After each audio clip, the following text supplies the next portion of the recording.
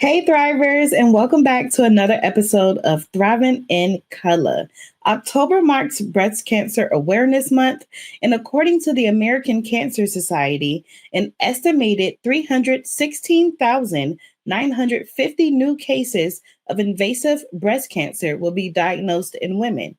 But what happens after the diagnosis? In this episode of Thriving in Color, we will explore life beyond the diagnosis with Marissa Thomas, co-founder and CEO of For the Breast of Us, the first inclusive breast cancer community for women of color. Diagnosed at just 35, Marissa turned her own experience into a powerful mission to provide resources, representation, and support for women of color battling breast cancer. In addition to leading For the Breast of Us, she serves as a board member with Living Beyond Breast Cancer, is a patient advocate and speaker, and uses her voice to amplify the stories of women whose experiences are too often overlooked. Listen up, thrivers and warriors. This is a conversation you do not want to miss. Welcome, Marissa. It's truly a pleasure having you on the show today. Hi, thank you so much for having me. Of course. So, being diagnosed with breast cancer at 35 is such a life changing moment. Can you share what that time was like for you? Um, yeah, it was, I'm sure as anybody listening, or as I'm sure as yourself would know, it was just a crazy time, something that happened like really fast. And I think anybody who's been diagnosed or impacted with breast cancer understands that it happens very quickly. There's so many moving parts, so many decisions that have to be made. I was a single mom at the time, and my son was 13. So not only having to manage my own emotions and, what I was going through, also having to manage his.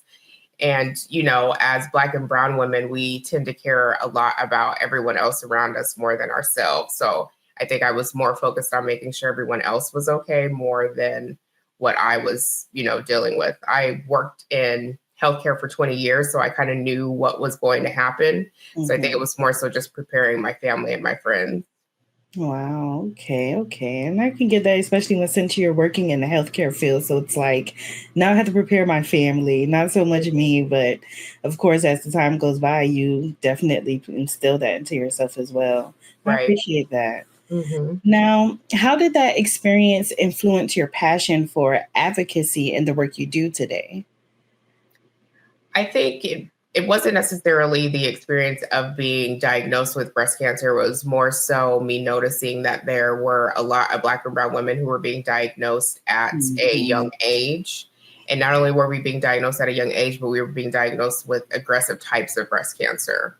Wow. And so that's what really fueled my passion for advocacy, because I'm just like, well, one, why isn't anybody talking about this? And then two, why aren't we doing anything about it? Right. Why aren't we being offered clinical trials? Why aren't we, just amplifying the stories and the voices of these women, everyday women who are out there? I remember after my first chemo, myself and my best friend had just went into Starbucks, just to kind of sit, to get me out the house, to get some fresh air. And, you go into a Starbucks and it's always busy. It's always hustling, bustling, or moving around. And I just sat there thinking to myself, like, wow, like, none of these people know that I have breast cancer, one, or that I just did chemo the other day. And so it's an eye-opening experience, because it also makes you realize that everybody's going through something that you have no idea what they're going through. Yes. And so that also just fueled my passion. It's just like, there's so many things that are happening around us. Like, what can we do? What tools or resources can we give to these women so then that way they can continue to thrive? Right. I completely agree with that. And I love that notation of it, because you never know what someone is going through. So it's good that you took that stance in helping those around you, noticing that, hey, my community needs this. Yeah. I love that. Now, in the midst of a difficult experience, what helped you move from surviving to thriving? I think we oftentimes just, especially when it comes to breast cancer survivors, we just think like, it's, once you're done with what we call active treatment, you're a survivor, and so things kind of get back to normal. And that's not true for breast cancer survivors. Even though I'm coming up on being 10 years out, there's still a lot of things that I deal with even to this day from, being diagnosed with cancer or my cancer treatment that has affected me. And so, it's to change the perspective in people's minds of just like, we need to continue to thrive. So what can we do to thrive? And what is it that can help us thrive and move forward in this? And so, when you just hear the word thrive for people, it's, everybody thrives on a different level. And so it just means like, okay, so what are you doing to help yourself thrive? And maybe that can help the next person. So just learn those different things. Absolutely. Now, you are co-founder of For the Rest of Us, and you founded this in 2019. What was the vision behind creating this inclusive space for women impacted by breast cancer, especially women of color? Well, like I said, when I was diagnosed, I didn't see any other brown or Black women who looked like me. When I went to the cancer center, it was mostly just white women or older white women. And I'm like, okay, well, I know that I'm not the only one. Like there has to be other, Black or brown women who have been diagnosed as well. But, just Googling, you couldn't find their stories. You couldn't find their images to try to connect with. And, I would search the hashtag breast cancer on Instagram. That's where people would search things through hashtag. And most of those, images that came up were of white women. So myself and Jasmine Sowers, who's the co-founder of For the Rest of Us, we both, knew of each other on Instagram. We met each other there. And it was just like, okay, so how can we help amplify, the stories and images of Black and brown women? And that is how For the Rest of Us was born. We started out as a blogging site when we launched in May of 2019. I think we launched with over 100 stories from women all across the country who have been impacted by breast cancer, just sharing their own firsthand experience of what that meant to them. And not necessarily what the diagnosis is, but like what it's like, being married and, going through something like this, or maybe you changed up your lifestyle and what that looks like for you. And so we just wanted to get everybody's perspective, whether you were Black, Asian, Hispanic, whatever. We just wanted to get those perspectives out and have people, see those images and read those stories. And it just took off from there. Wow. And I love that you guys was able to get everyone's different perspective, from the married wife to someone who just have children. And these things we need to see because it helps us know like, okay, I'm not alone. It's not only just me. I love that. Yeah. And just from the perspective, like we're just everyday normal people. You can turn on the news right now, or even going into October Breast Cancer Awareness Month, we're going to hear all these stories. And most of them are going to be of celebrities or, people who may be out of touch. And so, we're a community grassroots organization. And so we wanted to make sure that we elevated those stories. Absolutely. Now, receiving a breast cancer diagnosis can be life-altering. What did it look like for you after the initial shock, and what patterns do you see in others you've supported?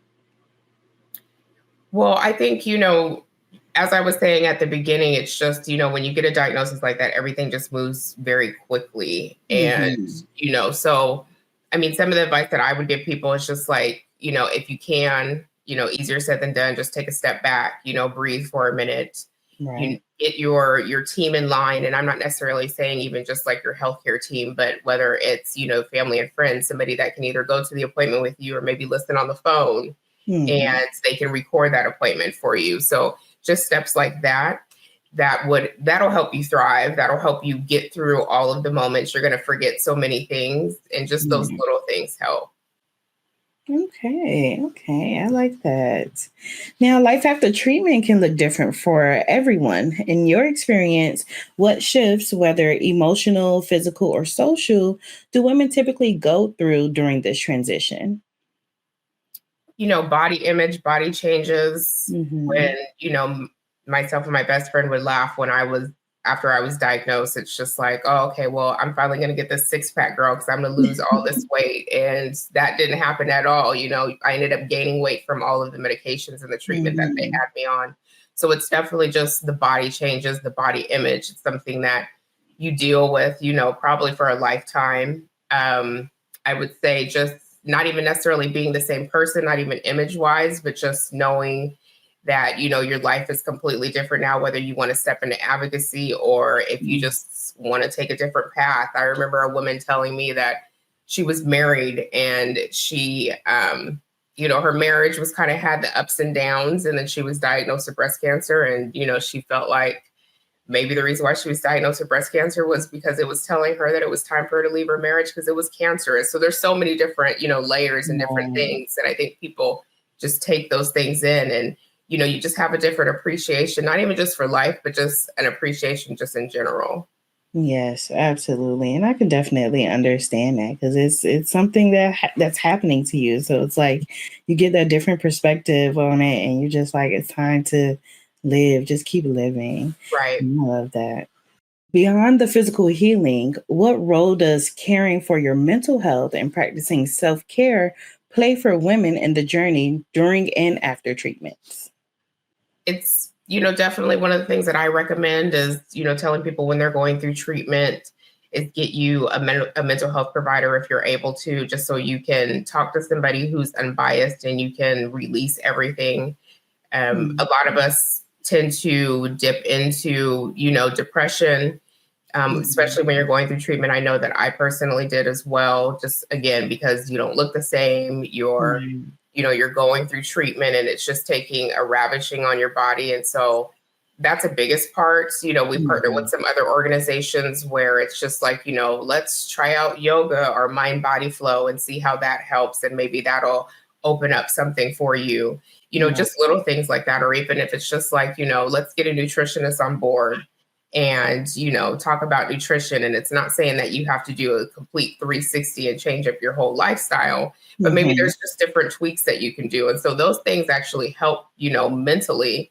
I think a lot of people don't understand that helps mentally with you, even if it's just getting outside to go for a walk, to get your body moving, just, those different things. And, here at For the Rest of Us, we focus on survivorship. Like that is our biggest thing. And because survivorship is different for everybody. So we want to give the tools and the resources to women so then that way they can thrive through their survivorship, whatever that looks like for them. Okay, I love that. Mental health is definitely so important. So in times like that, you definitely have to take care of yourself. And it's good that you guys incorporate these things as well. Yeah. Yes. Now, you've taken on roles as a board member, patient advocate, and speaker. How do those platforms help you continue pushing for equity in breast cancer care? They definitely help by making sure that our voices and our experiences are in the room. I want to make sure that, people understand that we're here and we're not going anywhere. I think when back in 2020, George Floyd, I think when he was killed, that was like the biggest thing where everybody was like, okay, well, let's jump on board. We want to make sure that we amplify Black voices, Black and brown voices. And now I'm noticing that there's a decline. I think that was just the thing to do then. And, right now, I'm just like, no, like we're still here. We're still being diagnosed. We're still dying, unfortunately. And so I want to make sure that not only just my voice is in those space, but other voices, people may consider me a leader in the breast cancer community here at For the Rest of Us. And I'm like, there's other people that are here in this community whose stories need to be told and their voices need to be heard. I only see so much within my lens. And I feel like they can bring different perspectives. So it's really important to be, a speaker in some of these places to, get on boards and get in patient advocacy. Right. And I tell a lot of the women in my community, it doesn't matter if you touch one person or 100 people, you're still making a difference. So if you want to get out there, just jump out there and do it. Yes, absolutely. Now, you mentioned some partnerships earlier, and I know that partnerships can play an important role in advocacy. Are there any collaborations or initiatives that For the Rest of Us is working on? Yes. Actually, for Breast Cancer Awareness Month, we actually call it Breast Cancer Action Month first. Okay. The reason is because we say that we know everybody's aware of breast cancer, right? October rolls around, you know that it's breast cancer. There's pink, there's all these walks that are going on, and we're just like, hey, that's great. We're all aware. But what action are we going to do now? And to me, and for the rest of us, to us, it's all about the action. Like, what is the action that we're doing? Right. So we have 2 campaigns that we're dropping. Our first one called The Power of 15, and where we are inviting our community to donate at least $15 to For the Rest of Us to help, fund our programs and travel scholarships for Black and brown women who have been impacted by breast cancer. I understand that, in this economy, things are changing and, a lot of Yes. us may not have a lot of money, but I feel like $15 is doable for a lot of us. And that Yeah. $15 can change a breast cancer survivor's life. Right. So it's called the Power of 15. So anybody can donate to that. The second campaign that we will be dropping is called the Naked Truth Project. We did this campaign back in 2020. So this is the volume 2 of that campaign. And basically, the Naked Truth Project is beautiful images and stories from Black and brown women who have been impacted by breast cancer and them showing the world what their body image means to them after being impacted by breast cancer. So there's beautiful pictures of them showing their scars and what their bodies look like now, and then telling us exactly what those mean. And the reason for that is because when we usually walk into breast cancer centers, there aren't visuals of us. And so when a doctor says that you need to have a mastectomy or a lumpectomy, they really don't necessarily, you ask them, well, what is that going to look like on somebody like me? They don't have any pictures to necessarily show that. And so, the reason for the Naked Truth Project is so Black and brown women here in the country and in the world can see images that look like them and be empowered and inspired with that. Oh, wow. I love those campaigns. That is wonderful. Thank you. OMG. Yes. We definitely got to touch on that some more, but we're going to get to it. Okay. Now, how have women responded when they discover For the Breast of Us and see resources that truly reflect their experiences? I mean, they love it. A lot of people come up to me and they say, we had no idea that this existed, or we're so glad that this community's out there. We have a private Facebook group with close to 4,000 women, actually all across the world, who are in this group. It's, imperative that we have this group just so the women have a private space where they can share resources, they can ask questions that they may not want to ask on an open platform. And it's strictly just for Black and brown women. It's a beautiful community, and just seeing all of the comments in there, are people coming to me and saying, hey, I had no idea this existed. Like, how can I get involved? Or I'm so glad it's here. I can ask the question of like, hey, where can I get a wig for like a Black woman, that, maybe my insurance will pay for, or can you give me a referral to somebody in this area that knows how to work on, Black and brown women. So yeah, it's definitely, it was needed and it's still needed to this day. Absolutely agreed. And you guys are doing some amazing work for the rest of us. It's so needed for our community, and definitely kudos to you all. You're putting in the work and you're showing everyone that they're not alone and we have your backs. Yeah, thank you. Of course, you're welcome. So when someone close to us is diagnosed with breast cancer, it can be hard to know what to say or do. For friends, family, and partners, what's the most meaningful way they can support a loved one during this time? My biggest thing that I say is just do. Don't ask. I think we all tend to ask, or we say like, if you need anything, let me know. And nobody for like me, like, I can say that I'm independent, I'm strong, whatever the case may be, but I'm just never going to say, can you do this? I'm getting better at it. But I would say if you are a family member, friend, caregiver, just do. Think of some of the things that you want, have, somebody deliver Costco or something, deliver like toilet paper or paper towels. Like when they're getting ready to run out of toilet paper, they're going to love that they had like a bulk thing of toilet paper there.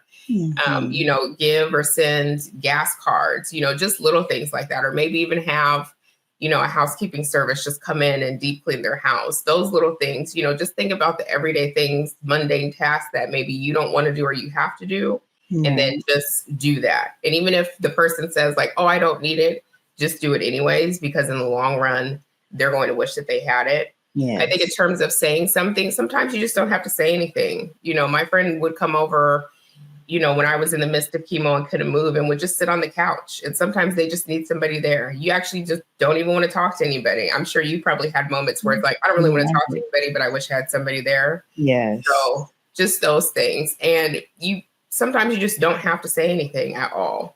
I think, a lot of times, people in our lives, they say things that because they're trying to make us feel better. And a lot of times it's more so to kind of coax them. And sometimes just like, you don't have to say anything. And sometimes the only thing that you maybe could say is just like, I'm just here. I'm here to listen, and I'm just here. Yes, yes, amazing advice, and I love what that you said that sometimes just do, and Hmm. that's really what matters to a lot of people. Sometimes you just have to do. People aren't gonna ask, and that's what makes them really feel better. That's what gives them that wow, like this person cares. Right. So, yes. Now, before we go, for Mhm. women listening who may be newly diagnosed, what message of encouragement would you want them to hear? I would say just know that you have a community out there. This isn't the end all be all. Medicine is changing every single day. Even in this political climate, you may hear things that make you think like, oh, I just don't know. But, research is changing. It's turning, Mhm. get involved in research. Research doesn't necessarily mean that we're being guinea pigs. As somebody that's worked in the healthcare world, it just means that they need to know how these medications or processes work on Black and brown bodies. And if we don't participate in those things, then they aren't going to know. And just know that, again, this isn't the end. You have a community out here, and ask all the questions. There is no stupid questions out there. Ask all the questions, get all the information that you can, and, find your community out there. Yes. Yes, I love that. Now, you did mention with your first campaign that everyone can donate. So please let everyone know where they can go to donate. Yes. So if you go to our website, breastofus.com, Mhm. there's a donate button. You can easily donate there. Again, at the minimum, we're asking people for $15. If you can give more in increments of 15, we would love that. Even if you can't give, the biggest thing that you could do is share, and you could share it with somebody and maybe they can. And that is a great thing. So I would go there, or on any of our social media platforms. Facebook, we have a donation fundraiser going on there, same thing. And on Instagram. So it's just called The Power of 15. Even if you go to Zephy.com and look up either For the Breast of Us or The Power of 15, it should pop up and you can easily make a donation or even start a team. We're going to have a contest here, pretty soon, saying whoever can win the most money, they can do a one-on-one with me, Mhm. or, they can get something from our shop. So definitely, we would love for people to donate so we can keep doing the work that we're doing in the community. Yes. Okay. Oh my goodness, Marissa, I enjoyed this interview with you. Thank you so much for coming on and dropping those gems. And before we wrap up, please let everyone know once again where they can find and connect with For the Breast of Us. Yeah. So again, on our website, breastofus.com, social media on Facebook, if you just look for the Breast of Us, you'll be able to find our page. We also have the private Facebook group called Breast Cancer Baddies. You Mhm. search for that. We just answer a couple questions and we will easily let you into the group. And then we're also on Instagram at For the Breast of Us. We're on Threads For the Breast of Us as well, and LinkedIn at For the Breast of Us too. All righty, guys. Well, you heard it here first. And just know we can't end the show without showing love to Black PR Wire, as this month we're celebrating 25 years of amplifying Black voices and stories. Stay connected and join the celebration by following us at Black PR Wire on Facebook, Instagram, and X, and Black PR Wire Inc. on LinkedIn for all the latest updates. And as we honor Breast Cancer Awareness Month, let's show love to survivors and support those still fighting and remind every woman that her story matters. Thank you for tuning in to Black PRY's Thriving in Color podcast. I'm your host, Camry, and remember to keep thriving in color.